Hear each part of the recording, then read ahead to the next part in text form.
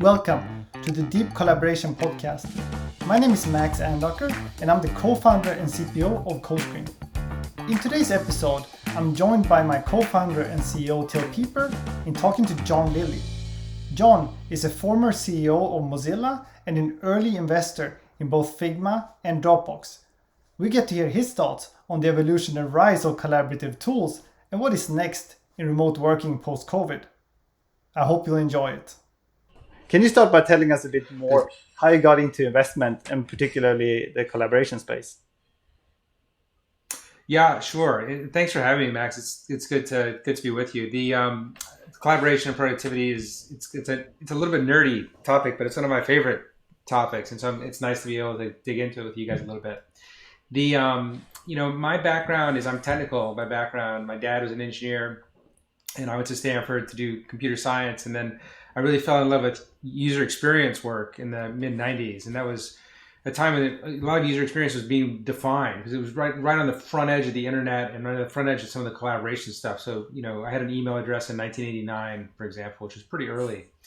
But I just really fell in love with the way that we use the internet to work together with people. And then my master's degree was all in user experience, and I got to study with a couple of amazing people. One guy named Terry Winograd, who really built a bunch of the user experience field, and a guy named David Kelly, who started IDEO, and they built a bunch of the stuff for Apple in the early days, among other things. So I was really lucky to study at the feet of these guys, and I just like building tools to work together.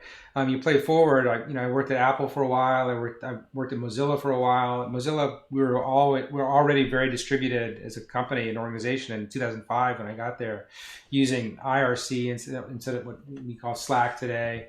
Being very distributed in the way we worked. And then Greylock, I was at Greylock for a decade doing investing. And I liked two types of things the most. I liked things that were creatives were doing things. So I invested in Tumblr and Instagram and stuff like that. And then I really loved productivity. So my first productivity investment there was Dropbox. And then after that, a company called Quip, which since got bought by Salesforce. And then the company that I think is doing the best and I think will be a foundational company now is Figma. And Figma was a sort of a right time, right place kind of investment, but it's really the team that was a very special thing. So we can talk about it. It was a confluence of interests and technology that became ready right at the right time, and sort of user adoption. And then obviously COVID we can talk about, but COVID has accelerated all this stuff now. Can you tell me a bit more about what's special about Figma and what led you to make that investment? Sure. Well, like a lot of things, I mean, it's about the people. And, when I met Dylan Field and Evan Wallace, the founders, I was just blown away by them. But when they started, what they showed me is that they had implemented something like Photoshop in the browser using WebGL, which was kind of interesting, but it wasn't super interesting. And so I actually turned them down for the seed investment, which Index subsequently did. But after that, Dylan and I just talked a lot, and we talked a lot about what they were building. And as they kind of iterated towards interface design and what they do now, you could see that what they were doing was something interesting, because whereas a lot of people looked at it and said, "Oh, you're redone Photoshop or Illustrator in using web technologies." What I saw and what Dylan talked about is you're really making Photoshop more like GitHub. And so you're making it more like you're building this thing more around a collaboration system.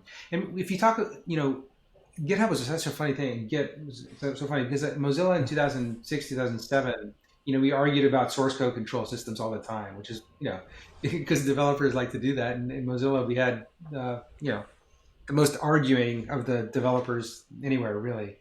And so we just argued about what kind of source code control. And we thought Git was source code control. And what we didn't really understand is that GitHub was the thing, which is GitHub let everybody build code together more than as a source code control system per se.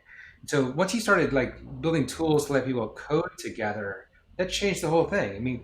It really changed the inflection of coding overall. And you could see that Figma was right on the verge of that. which is a pretty special thing. I mean, look, Adobe's an amazing company. It's over a $200 billion market cap. It's a huge company, maybe 300 billion at this time. But, every year for the past 30 years, there's been, 5 companies that have been, an Adobe killer they just kind of implemented Adobe, but like with a little bit better feature set or whatever. And I was just blown away by Figma's ambition was just different than that, Figma's ambition was, how do we let people design together? And that's just not, it was completely different than Adobe's approach. And I was blown away. And like, it was special timing because WebGL let that happen in the browser. And it's funny because like for the first 3 or 4 years, people thought that being in the browser was a detriment, was a real negative, because Sketch as a native app was growing, that kind of stuff. Now people view the browser-based nature of Figma as like a huge strength. But anyway, it's a special company. I think it'll be around for a very, very long time. It'll be foundational to how people design together. And maybe just to build on that, like with regards to your decision to invest or not to invest, how far away you can stand that Adobe would just come along in the early days, when the Figma team was still super small, and just recognize the power of the idea and then just do it, and then by that way kill Figma. Yeah, we were not very worried about that. I think that in a lot of times the biggest breakthroughs, they don't look like they're in the same, like even on the same playing field. And Figma didn't do very much when it started. We were working on both the asynchronous collaboration aspects and the synchronous collaboration aspects that would come a little bit later than that. And it didn't do as much as Illustrator did. It didn't do as much as Sketch did. There was no plugin system. And it reminded me a lot of the time when Google Docs started. I mean, Google bought a company called Brightly really early that would become Google Docs. And then they built Google Spreadsheets. And like those tools, like in 2008, when they really started like working, they were not good, except they were really good and a lot better at collaboration, but they were terrible in word processing.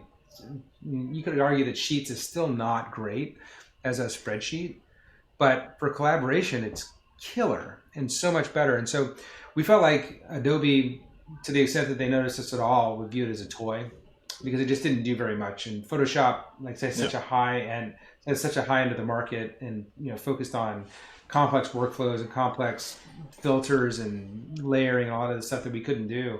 We just didn't think they were going to be worried about it much. And so for Figma, the plan was always like build a tool that's pretty good, build collaboration that is asynchronous first and it enables workflows, then synchronous and enables collaboration.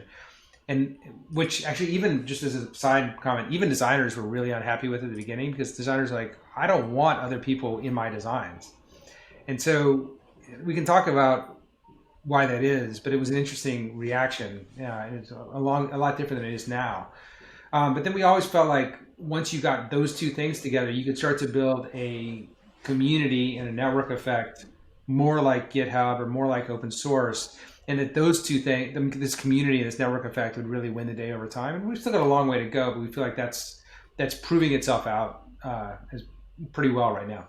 Just on the fear of folks interfering with their work. In the old days, I've worked a long time at SAP. You shared documents, and then there was one owner of a document, and until you got it back, you couldn't do anything. Google Docs changed that, and Figma did this as well. And we still have that, I think, with developers to a certain extent, and that's, I think, one of the challenges that we're trying to overcome, which is, as CoScreen gives folks access right away as soon as you share a window, but that isn't. I think as well as popular as it is in other domains, with developers not so much just yet. So I'm interested in if you know how Figma overcame that folks changed. It's kind of a paradigm shift, right? Folks have to be more open to accept the fact that folks interact with their things while they are not completed yet. Yeah, that's right. I mean, I think if you play back 3 or 4 years ago, when people said, collaborative design is the last thing I want because collaborative design means junk. Like the point of view is that design comes from individuals, and design comes from one head, and that Dieter Rams or David Kelly or Steve Jobs, they just think of a thing, and then or Johnny Ives, they think of a thing, and then poof, it comes out. But the truth is, modern design is more multi-party than that, and you need lots of perspectives and lots of input. And at the time, every other thing we do at work was becoming collaborative. Spreadsheets, docs, presentations, on and on, except for user interface design and graphic design. And so there's only two theories about why that is. And one is that design is fundamentally different than every other thing that we do together as humans. That's one theory. The other theory is that the tools just weren't good enough. And our point of view on Figma was that the tools weren't good enough yet. And so that WebGL was the beginning of the tools being good enough. And that as soon as you had a good enough tool to collaborate, then design would become collaborative just like everything else we do. And that's proving to be right so far. And I think talking about how this arrived into the design world, and I think for sure it has really changed how designers work and how they collaborate. Do you see this happening in other industries as well, or with other functions? And what do you think the next avenues are in terms of a collaborative revolution? Well, I think we're seeing collaboration. I think COVID has accelerated all of it. I think that now we have to create all our work products together remotely, and so aided by virtual systems. This morning I got on my Peloton bike and did a workout with people that I'm not in the same room with, but we kind of co-constructed an exercise event, right? I'm doing this thing with you guys where we're clearly not in the same room, but we're co-constructing audio content. It's going to be called Descript, that I'm a small investor in, by Andrew Mason, who lets you take audio files like this and automatically create an editable doc that you can edit the video with just the text. So I would say that we're just going to walk the list of all things that we create together. They're all going to be collaborative. I think that video editing, I expect to come pretty fast. You're starting to see presentations and pitch and things like that. I just think that everything we do is collaborative, and that's who we are as humans. And COVID just highlights. The isolation that COVID brings along has just highlighted it. We're finding ways to collaborate on everything now, even though we're apart. Till and I were at some point told that by a well-reputed VC that enterprise collaboration is where smart people go to die. Do you think there's any truth to that statement? Is this hard to do to the extent that we'll see many, many failures before people get it right? Yeah, well, I think that statement is pretty provably false right now. I think that most of the interesting action is in enterprise collaboration. But I think part of the problem is how you frame it. It's what the hell is enterprise collaboration? What I know how to do is figure out how to make things with each other, and whether it's a document or make music together or exercise together or make interface designs together. And once you situate it in big enterprise, a la SAP or Salesforce or what have you guys know the SAP example pretty well. Once you start thinking about it in terms of enterprise collaboration, it kind of takes on a weight and a heaviness that I think is not really reflective of what modern software looks like. So, if I'm starting a company now, I pick up a little bit of Asana, a little bit of Slack, and a little bit of Figma, a little bit of CoScreen. And I'm off to the races. And so that's not at all like people, old guys like me, think about what enterprise software was. It's just different. It's more like I get my new Mac and I want iMovie on there and I want GarageBand and we can just start jamming together. And that's pretty different and just transformative. So I understand why people say it, but I think it's pretty wrong-headed. And I think it probably means that they missed a lot of pretty important deals. And they will have missed a bunch of companies that will be foundational in this next decade. I think we fully agree with you that the pandemic has brought remote collaboration into new light. And that's, of course, something we appreciate a lot at CoScreen as well. So that's right. So COVID has accelerated a bunch of this stuff.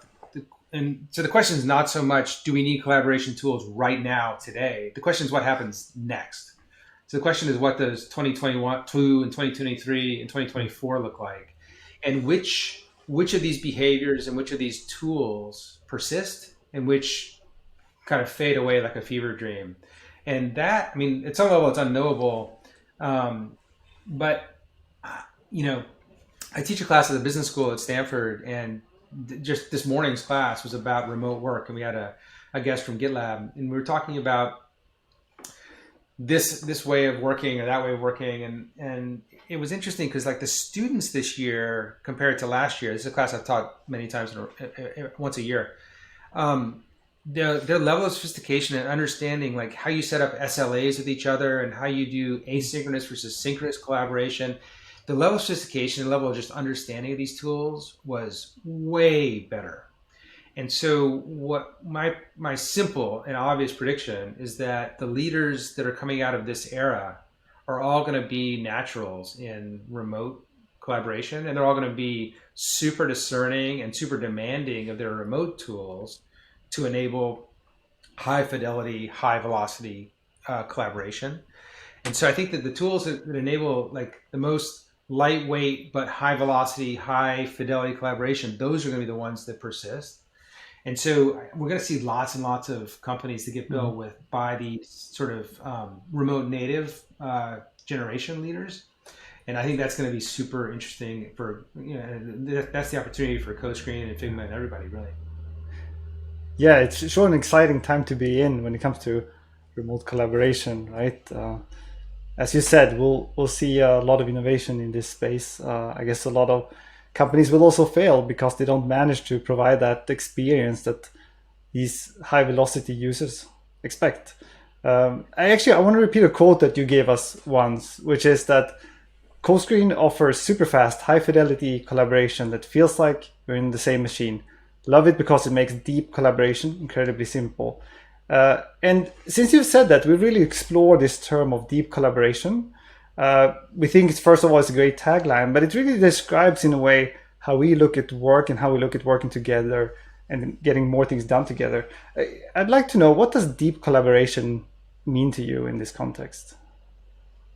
Yeah, so I mean, I think I think that was probably in October, November, or maybe towards the end of the summer when we talked about this stuff. And what I was really reacting to was the dominance of Zoom. So look, Zoom's incredible. Like my kids are both in school, elsewhere in the house ish, and they're both on Zooms, and you can have your issues with Zoom, but without Zoom, we're dead. Like without Zoom, it's a year at home without school, and so Zoom lets us do like company meetings and family. Like I had my mom's memorial over Zoom last March. It's an amazing thing. However, it's just pixels. It's just pixels on a screen and audio, and so it's a very shallow type of collaboration. So we're collaborating on this thing, on the set of thing. It's not semantic at all. It's just sort of rasterized experience. And so what I feel like is that there's going to be tools and systems that understand more, a deeper what you're working on, basically. So there'll be tools that understand, oh, this is a user interface you're working on, or this is a presentation you're working on, or this is music that you're working on together. And that once you have this deeper understanding, the tooling will be able to do more things for you. Like right now, all Zoom can really do for me, or for us, is not fail. It can transmit video, transmit audio, but it can't do much for us at a semantic layer deeper than that. And so I just feel like there's gonna be lots of things, lots of experiments where we get that. And so I think we'll see two different things. We'll see with these we'll see the semantic understanding of objects, and which will enable like a higher abstraction for collaboration, so which means more velocity. And then the other thing I think we'll start to see videos because of WebRTC. We'll start to see videos situated in environments. So it's videos that are contextualized because of the environments they're in. So that'll be basically putting videos into context as opposed to giving deep collaboration on top of video or below the video. So I think we'll see lots of different things. I think it'll TBD what it is, but I feel like we're just very, very early in this remote world. Like it used to just be chat, so it's nice to see people and see their facial expressions and hear them. But I think we'll start to see much more layered on past video and audio. What do you think we'll see coming out from Zoom in this space? Do you think the big players will keep up with the smaller ones, or how do you see the market evolving? Yeah, I don't know. I mean, Zoom's been a spectacular company. Like there's almost nothing you can say bad about what they've done because they've scaled it. I'm not aware of any company that's ever been quite like what Zoom has done, and it's quickly become I think north of $100 billion company. But more than that, like everybody in the world uses it, and basically, like it's accessible to everybody, which is a huge accomplishment. My sense is that we'll see what the App Store looks like pretty soon here, as people layer in apps on top of it. I think that more abstractly, not just about Zoom itself. Like once you have a company that's been phenomenally successful, it's hard to see the world through anything but the frame of the product you built. And so I think that it's very likely that for Zoom, like you've got the conference, the teleconference, and everything's going to be about how do the tools plug into the video conference that you've got running.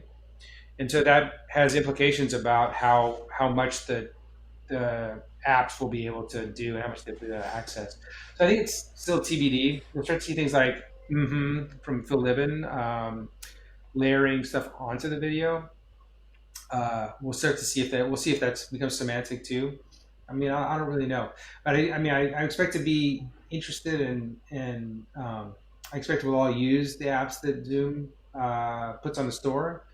But I don't know that they'll be deep in the same way I'm talking about, and I'm not sure they'll be deep in the same way that CoScreen will let you be deep.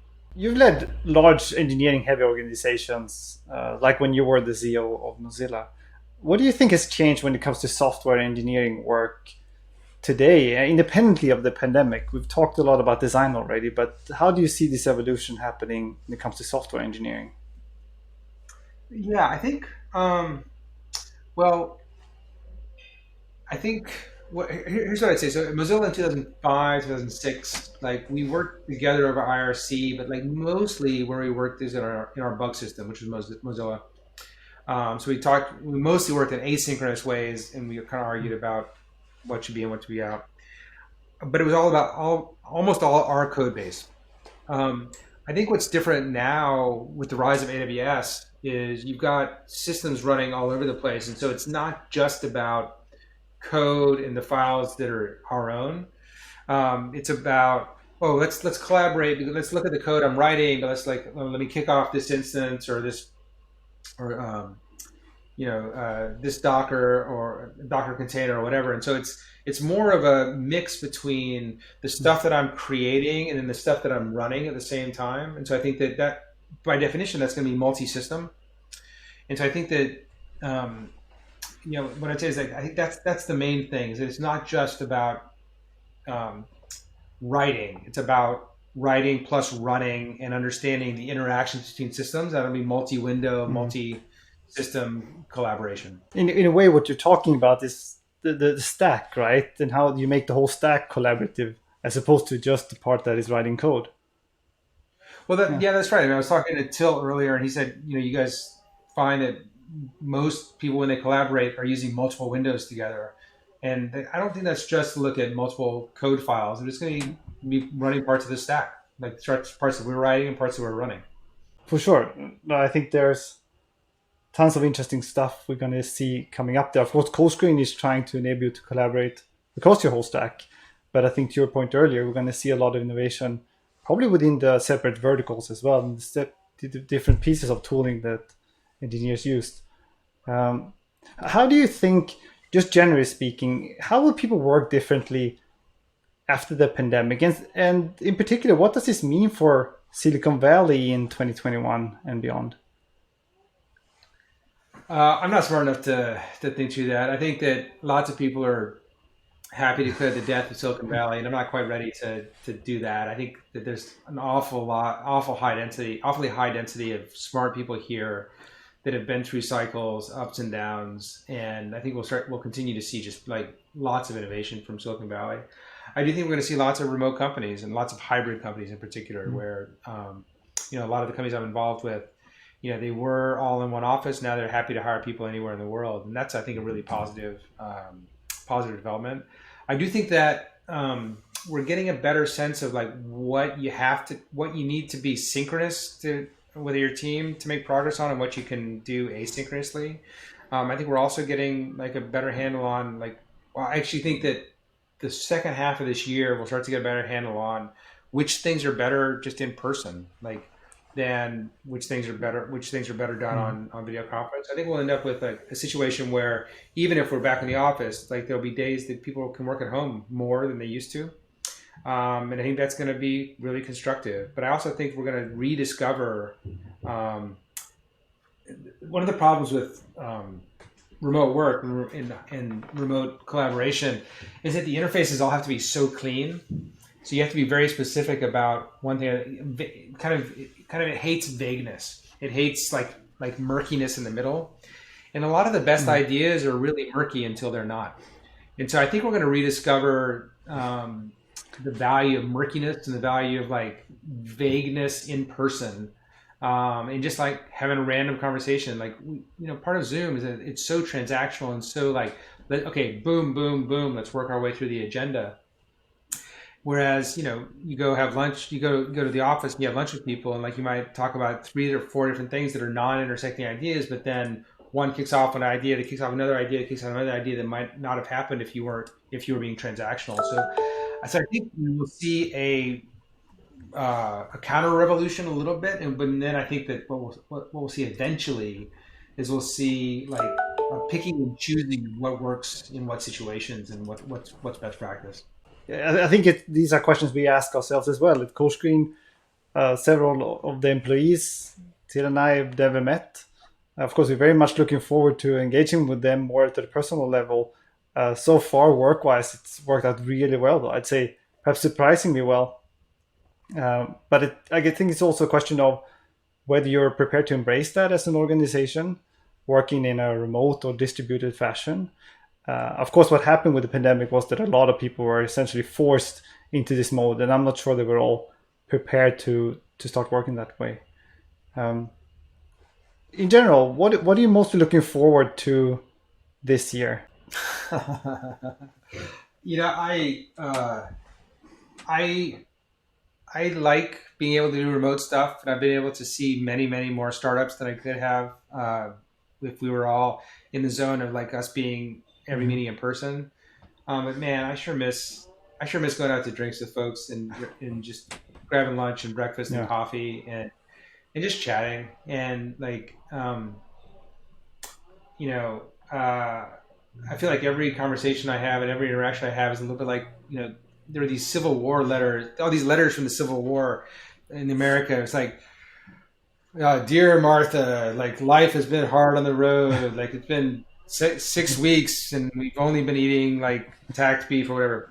And I feel like every conversation we have is like, how have you been? It's like, well, I'm okay. Like I'm doing this and like here's my health situation and that or whatever.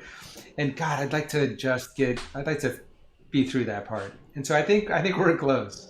And then I think there's going to be this big collective sigh. And then, but there's going to be other companies that are just like, I think these collaboration companies, especially, I think you guys are not going to get to take a breath. I think you're going to be off to the races for a long, long time.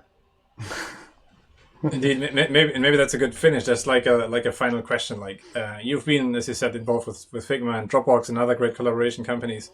What is the advice you give early folks like us? We're 10 people right now, hopefully scaling a lot this year and growing crazily. But what is the advice from the companies you've worked with for folks like us?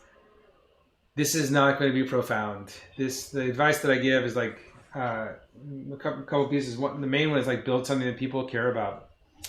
If people care about the product, like life will be all right. Now that's easier said than done. So you got to figure out like how do you tell whether people love it or not, and how do you tell and the way you tell people whether people love it is like whether they use it a lot and whether they get all their friends to use it.